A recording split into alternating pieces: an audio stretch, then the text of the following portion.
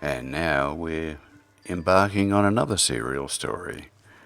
This is Interview with a Dragon. We do kill dragons a lot in Shroud, don't we? Have you ever met a dragon? Would you have thought of talking to it? Probably not. But this is just such a story. Let's go with Interview with a Dragon, Part 1. Hello everyone, this is Asclepius with the beginnings of a wonderful new story from Draxnath. It is entitled Interview with the Dragon Goddess. Background music by Smart Sound. Firstly, the preface. For decades, I have questioned the accuracy and veracity of written history. All my efforts have been directed towards consulting the different sources of information which could provide glimpses of the actual historical facts. Written history tells us there is but a single god, Amaxus, who defeated the great demons that incited war among the different races. We are led to believe his victory over them, along with his laws, authority, and the enslavement of the non-human races, was necessary to unify us and finally live in relative peace. This established humankind as the apex race, dominating all others. I have not been the only one to question history. Some have said the great demons were actually the patron gods of all other races.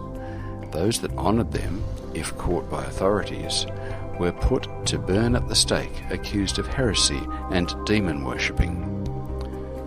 Such remarks fueled my curiosity and led me to seek out their source. As I researched the folklore outside the great cities, my ears managed to catch more such rumours in whispers. I heard stories about Amaxus imprisoning the other gods and conquering their followers.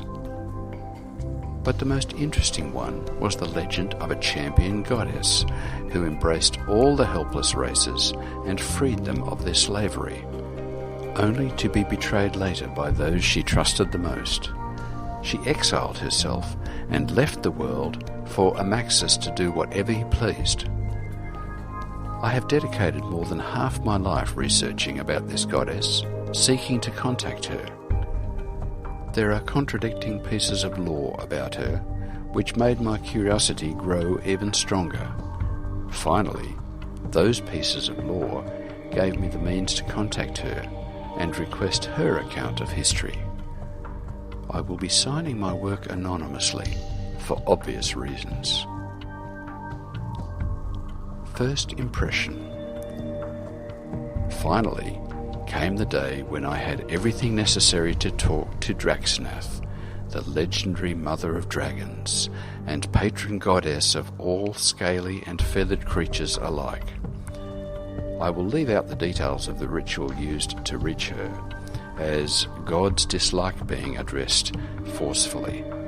She was very upset at first, but agreed to let me enter into her hiding place. I had prepared an offering for her ahead of time, which consisted of a cow of the highest quality and a dish of pork meat marinated with a sauce made of tomato and garlic, resting over a bed of boiled, butter-seasoned noodles sprinkled with grated aged cheese.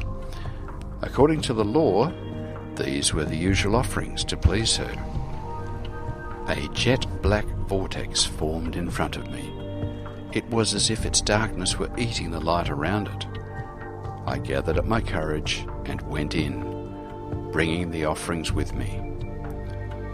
Once on the other side, there was light coming from two massive cavern entrances in front of us, as if a bonfire burned inside them. Their walls were covered with gold, and their size was perfect for an ancient dragon to live in. The cold air from the place was sucked into the caverns, and moments later it would be blown out, hot like the steam of an active volcano. That unusual phenomenon repeated periodically. The cow was bewildered and tried to run away, but I pulled the bridle and stopped it. Then came to realize to my amazement the reason for the cow to be afraid. These were not caves, but the nostrils of an impossibly massive dragon. Thick formations of rock-like rheum had sealed its eyes. Gigantic claws removed the rocks, revealing two sun-like orbs underneath. Their gaze was that of a starving lion looking at a trapped antelope. I felt cold, my blood going to my feet. I could hear the loud, drum-like thumping of the blood running through the veins of my ears. I thought my heart was going to explode. My thoughts at the time were she allowed me to visit her not for an interview, but for supper. The dragon's body started to glow and rapidly shrunk in size while morphing into a female humanoid shape. She was twice as tall as an adult human. Her body was covered with golden scales and had large patches of snow-white, scaleless skin on her face, chest, abs, and navel. Numerous horns protruded from her skull in the fashion of a crown. Her scalp was adorned by a mane of long, straight, platinum blonde hair. Her eyes were the same reptilian golden orbs. A pair of golden feathered wings extended from her back. Fin-like barbs lined her long, slender tail. Once the glow waned, spots of gangrene were easy to see all over her body. With the grace and speed of a cat, she grabbed the cow by the neck with one of her clawed hands and lifted it. The cow's head was ripped from its body by a maw full of needle-like teeth. With her tail, she grabbed the cow by the rear legs, still holding the neck with a hand and drinking its blood as it squirted from the convulsing body. The woman threw the carcass away after it ran out of blood, then turned her blood-covered face, her murderous, cold gaze now directed at me. She slowly sat down in a kneeling position, with her buttocks resting on her heels, while extending both hands towards me, as if expecting me to give her something.